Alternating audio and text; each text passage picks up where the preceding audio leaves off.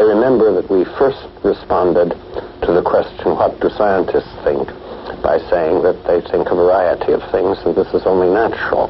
On the one hand, they hoped that this instrument would never be used in war, and therefore they hoped that we would not start out by using it. On the other hand, they hoped, or other people hoped, that it would put an end to this war, save countless lives, put an end to a butchery that had been going on for many years and had been marked by atrocities, concentration camps, murderous raids on cities, Rotterdam and Dresden and Tokyo itself.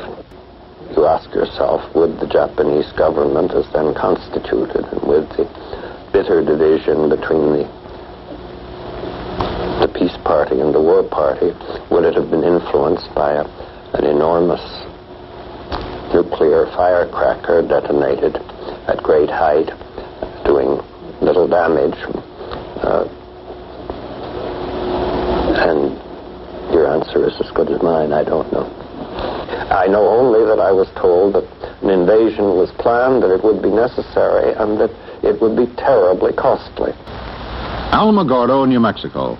At the bomb test site, the scientists are working under growing pressure. They are told there must be no further delays.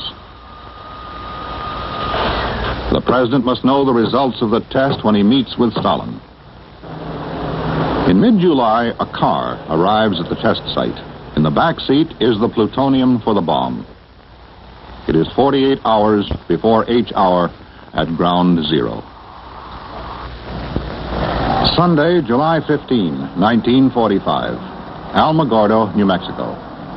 It is D-1 for the test of the world's first atomic device. In the bunkers, the scientists and the generals wait. No one is quite sure that the $2 billion device they call the gadget will work. The weather is checked.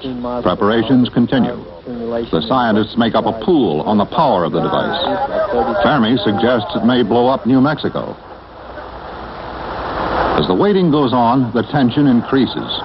My hands were on the switch, and then I could hear the timer counting, 3, 2, 1. All of a sudden, an incredible flash of light illuminated everything many times brighter than sunlight does in New Mexico at noon on a bright day.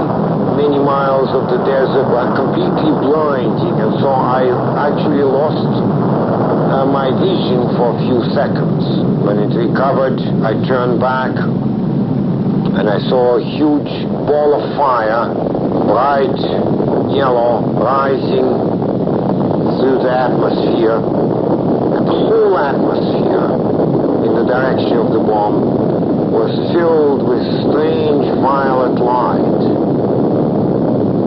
It was one of the most aesthetically beautiful things I've ever seen. On an enormous scale, this cloud was peach and pink and purple.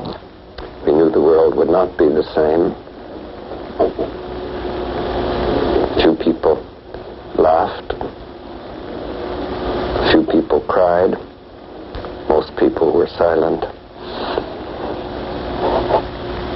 I remembered the line from the Hindu scripture, the Bhagavad Gita. Vishnu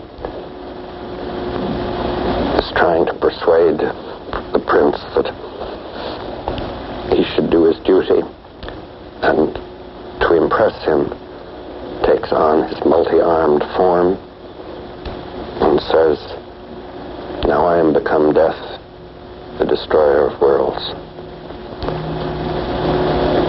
I suppose we all thought that one way or another.